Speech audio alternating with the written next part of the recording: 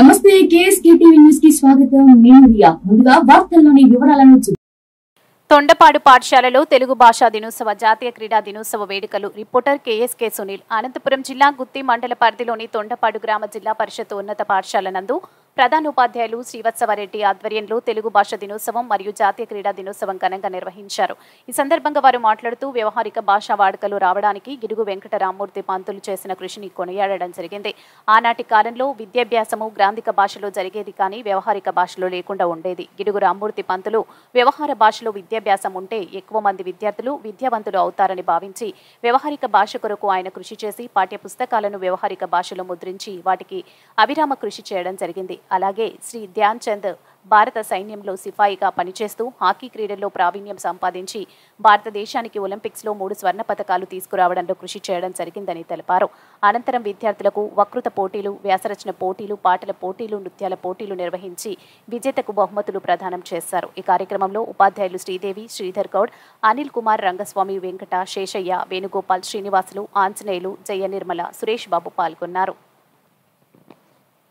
August 29వ తారీఖున శ్రీకాకుళం జిల్లాలో ఉన్నటువంటి పర్వతాలపేట అనే గ్రామంలో వెంకమ్మ వీరరాజు దంపతులకు జన్మించాడు.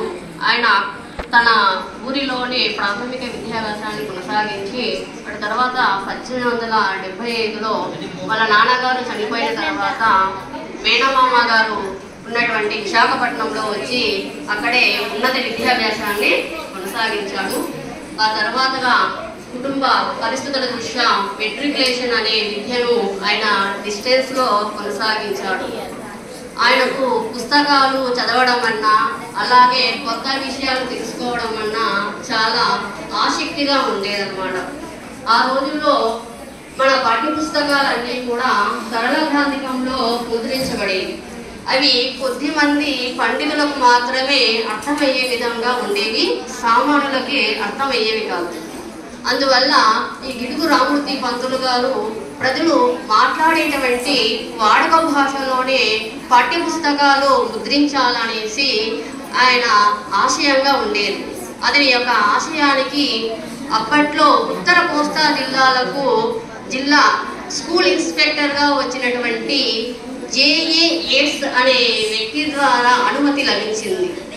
అతని యొక్క ప్రయత్నానికి శ్రీనివాస అయ్యంగారు అలాగే గురజాడ అబ్బారావు వంటి వాళ్ళ సహకారంతో ఆయన 1910 సంవత్సరంలో ఒక వ్యవహారిక భాషా ఉద్యమాన్ని తీసుకొని వచ్చాడు.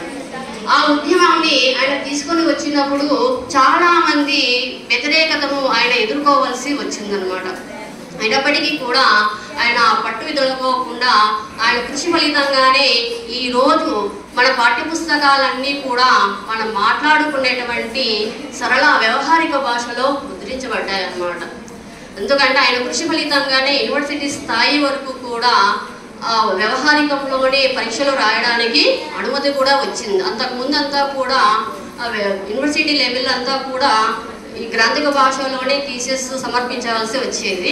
ఈయన కృషి ఫలితంగానే మొదటిసారిగా తిరుపతిలో ఉన్నటువంటి వెంకటేశ్వర యూనివర్సిటీలో థీసిస్ వ్యవహారికంలో సమర్పించడానికి అనుమతి లభించడం జరిగింది.